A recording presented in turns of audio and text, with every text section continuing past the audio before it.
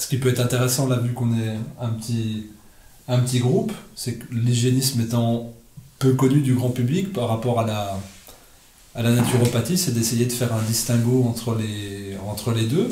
La première chose qu'on peut dire, c'est que l'hygiénisme est antérieur à la naturopathie. Grosso modo, premier quart du 19e siècle, avec des médecins nord-américains qui ont vu les limites de la médecine allopathique. Dès l'instant qu'il y a eu l'essor de la médecine chimique, il y a, comme tout mouvement, il y a une amplitude opposée qui se crée par le constat de dire le corps ne devrait pas avoir besoin d'aide extérieure, surtout si elles sont chimiques. Donc il y a des gens qui ont cherché, qui ont surtout observé les mécanismes physiologiques du corps et qui ont défini la loi de l'homéostasie. C'est-à-dire que tout organisme sans perturbation revient à un état normal d'équilibre de fonctionnement. Donc ont été définies des observations co-signées.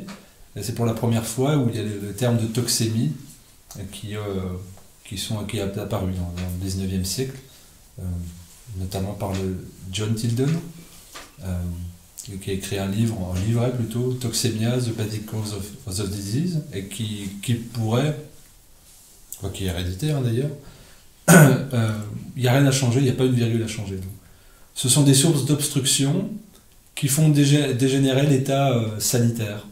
Et les sources d'obstruction, lui, évidemment, il mettait l'alimentation dedans comme charge, mais dès le départ, il avait défini l'influence de l'humeur, du tempérament et du stress comme facteur de congestion au niveau du sang et de la lymphe, donc des liquides ambulants. Et donc il y a tout un mouvement, on va dire en Amérique du Nord, assez effervescent pour montrer un autre principe, un autre regard sur la santé humaine. Et en cela a découlé les principes de détoxination appuyés par les organes émonctoires, donc foie, rein, poumon, peau, intestin. Et selon ce qu'on peut définir, et puis des principes d'hygiène vitale qui ont été déterminés en fonction d'une alimentation qui va être plus ou moins alcalinisante, plus ou moins intoxifiante, et puis en continuant ces observations de qu'est-ce qui pouvait être favorable à la détoxination, et bien on en est venu à des réductions caloriques. Moins on donne d'alimentation, plus il y a d'énergie pour les processus autonomes de détoxination. Et il y a eu un mouvement du jeûne qui était pratiqué depuis des millénaires de manière instinctive ou religieuse. Et puis il y a un grand nom de l'hygiénisme qui est apparu, c'est Herbert Shelton, qui était docteur en biologie et qui a fait une énorme synthèse des travaux et de recherches hygiénistes et qui a compilé ce savoir, qui a fait le tri aussi, parce qu'il y avait, comme dans toute recherche, il y a des choses à acheter, il y a des choses à améliorer, il y a des choses à mettre en correspondance, à relier. Et donc il a sorti tout un tas d'ouvrages sur les combinaisons alimentaires, sur l'alimentation associée et surtout sur le jeûne, qui ont constitué le socle de la réflexion des hygiénistes de la deuxième partie du XXe siècle. Et de là est apparu, sur ces principes d'observation, des courants annexes, pour résumer. Ce que Shelton qualifiera, c'est une traduction, hein, déviationniste.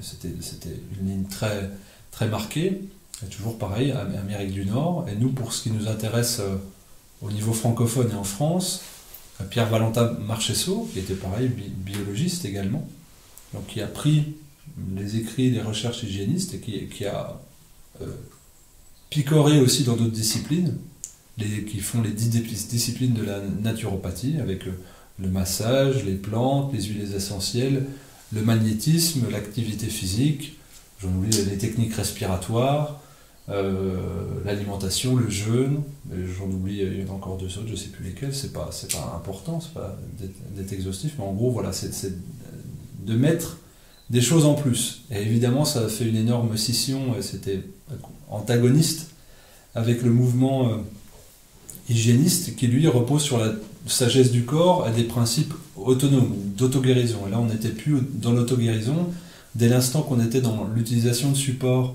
extérieurs.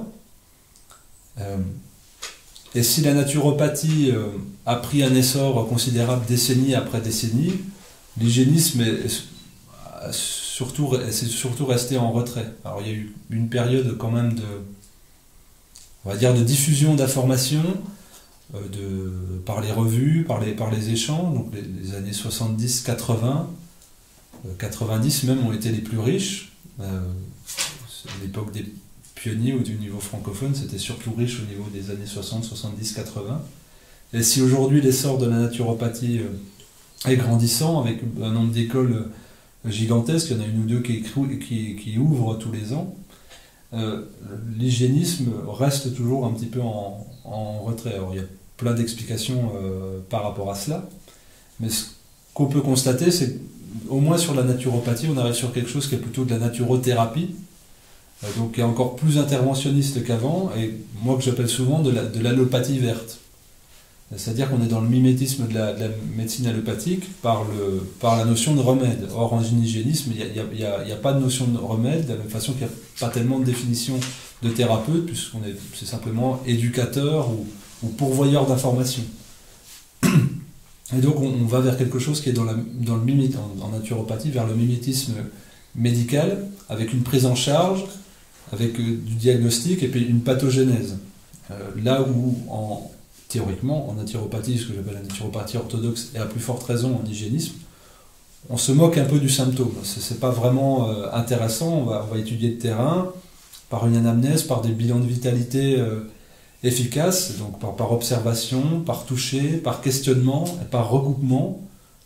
Une enquête, plutôt que de dire il y a une douleur à la clavicule, on peut prendre de l'huile essentielle de Golteri, dans du baume à l'arnica, ou alors on va procéder à des massages. Là on va toucher quelque chose qui est symptomatique, mais la cause peut être beaucoup plus profonde. C'est une crise d'acidose localisée, mais qui est beaucoup plus profonde. Donc on va pas, ça va être un aiguilleur le symptôme, mais ça ne sera pas véritablement, même pas du tout, une fin en soi.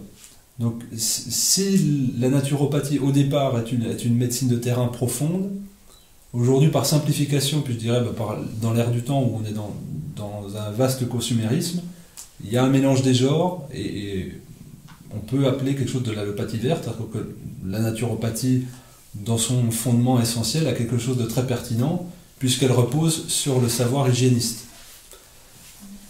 De la même façon que le jeûne en naturopathie n'est pas tellement considéré, ou alors, pareil, il va y avoir de l'interventionnisme, avec des plantes qui vont être données, des tisanes, des jus, des directions, des massages stimulants, voire de l'activité physique, avec, par exemple, le prétexte, entre guillemets, à donner du mouvement à la lymphe, là où en hygiénisme, on dira que la lymphe a un mouvement qui est autonome, qui est certes accéléré par l'activité physique, mais donc on est sur des antagonismes forts et marqués, quand bien même les deux disciplines sont une expression de la santé naturelle de l'individu. Il y en a une qui est basée sur l'observation et la toute-puissance de la force vitale du corps, et l'autre où il y a plus d'interventionnisme. Alors dans ce que je dis là, il n'y a pas de jugement, mais c'est au moins de marquer les choses. Alors vous avez des gens qui se définissent comme naturopathes hygiénistes, ce n'est pas des oxymores, il est possible,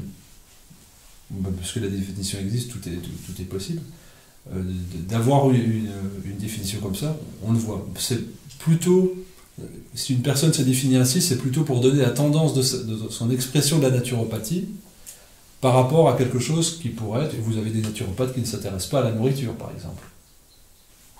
Voilà, qui sont essentiellement spécialistes de la maladie, et donc de la pathologie, avec une réponse symptomatique pour chaque maladie. Vous allez inhaler des huiles essentielles pour dégager les sinus, procéder à des massages locaux s'il y a une congestion à tel endroit, la réflexologie plantaire, c'est ça que j'oublie, la thérapie énergétique, la réflexologie plantaire, tout à l'heure en naturopathie, la réflexologie pour stimuler les reins, etc., etc. Et donc aujourd'hui on se retrouve à être dans l'hyper-multiplicité. Au niveau thérapeutique, il y en a plein, de la même façon qu'avant on disait végétarien c'était une chose, maintenant il y a végétarien, lacto-végétarien, pesco-végétarien, ovo-lacto-pesco-végétarien, flexitarien. On sous-catégorise des choses pour se définir, et on oublie l'essentiel et le fondement, et on étiole un petit peu les mouvements. Là où l'hygiénisme est resté codifié sur les mêmes principes, généralement renvoyant au sheltonisme.